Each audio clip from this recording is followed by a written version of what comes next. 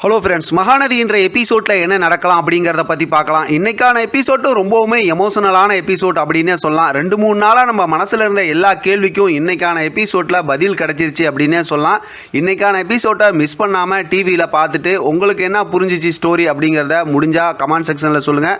நானும் அதை படித்து பார்த்து சந்தோஷப்படுறேன். இன்றைக்கான எபிசோட் ரொம்பவுமே எமோஷனலான எபிசோட் அப்படின்னே சொல்லலாம். ஏற்கனவே நடந்த அந்த சண்டை அப்படியே கண்டினியூ ஆகுது. இப்போ விஜய் வந்து காவேரியை பார்க்கணும் அப்படின்னு சொல்லிட்டு ரொம்பவுமே அழுது புலம்பிக்கிட்டு முன்னாடி வராரு.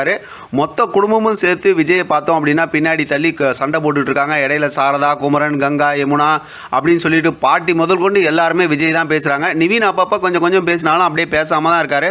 ஒரு கட்டத்தில் பார்த்தோம்னா காவேரின்னு கத்திக்கிட்டு இருக்கிறத கேட்டதுமே காவேரியும் வெளியில் வந்துடுறாங்க. இப்போ காவேரி கையை பிடிச்சி இழுத்து இந்தான கூட்டிகிட்டு வராரு. எல்லாரும் தடுக்கிறாங்க. இப்படி கொஞ்சம் நேரம் போய்கிட்டு இருக்கு. இப்போ அந்த மாதிரி ஒரு சுச்சுவேஷனில் தான் பார்த்தா உள்ளுக்கு இருக்க வெண்ணிலா இதெல்லாம் ஜன்னலில் பார்த்துட்டு வெளியில் எந்திரிச்சு ஓடியாடுறாங்க. தாத்தாவும் பாட்டி அங்கே இருக்கிறாங்க. அவங்கள தள்ளி விட்டு வந்து கரெக்டாக விஜய் கிட்ட நின்றுறாங்க. இப்போ விஜயால் ஒன்றுமே பேச முடியல. வெண்ணிலா பக்கத்தில் வந்ததுமே அப்படியே அமைதியாகிறாரு.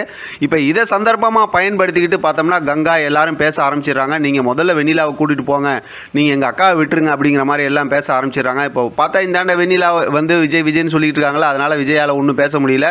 அப்புறம் பார்த்தோம் அப்படின்னா எல்லாரும் கூட்டு வீட்டுக்குள்ளார போனதுக்கப்புறம் இந்த பக்கத்து வந்து அந்த பார்த்துக்கிட்டு இருந்த நர்ஸ் வராங்க. அவங்கள்ட்ட வந்து வெண்ணிலா விட்டுறாங்க. இப்போ விஜய் அப்படியே கண் கலங்கி போய் நிற்கிறாரு. அந்த நேரத்தில் தான் நிவின் வந்து எல்லாரும் வீட்டுக்குள்ளார போங்க, நான் கொஞ்ச நேரம் கழிச்சு வரேன்னு சொல்லிட்டு இப்போ விஜய் கிட்ட பேச ஆரம்பிக்கிறாங்க.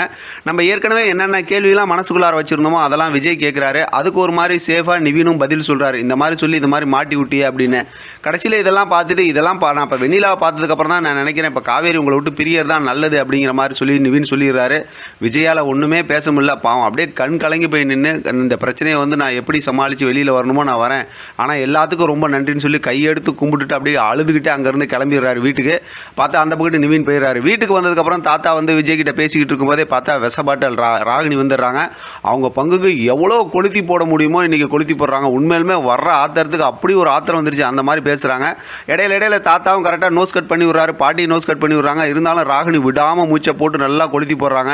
இதெல்லாம் பேசிக்கிட்டு இருக்கும்போது பார்த்தோம் அப்படின்னா திடீர்னு தாத்தாலாம் ஆறுதல் சொல்லிடுவோம். திடீர்னு பார்த்தா வெண்ணிலா மறுபடியும் வந்துடுறாங்க. இப்போ தான் விஜய் வந்து ரொம்ப கோவப்பட்டு வெண்ணிலா கிட்ட பேசுகிறாங்க. நான் உன் விஜயே கிடையாது, நான் இப்போ காவேரியோட புருஷன், ஏற்கனவே உன்னை நான் பார்த்துட்டு போன, இப்போ எங்கே போனேன் அப்படி இப்படின்னு சொல்லி எல்லா விஷயத்தையும் பேசுகிறாங்க. ஆனால் வெண்ணிலா கிட்ட இந்த மாதிரி கோவமாக பேசிக்கிட்டு போது தாத்தா இருந்துக்கிட்டு நீ இப்போ பேசுகிறது வெண்ணிலாவுக்கு என்ன புரியும், ஏன் இந்த மாதிரிலாம் பேசுகிற அப்படிங்கிற மாதிரி சொல்லி சமாதானப்படுத்துகிறாங்க.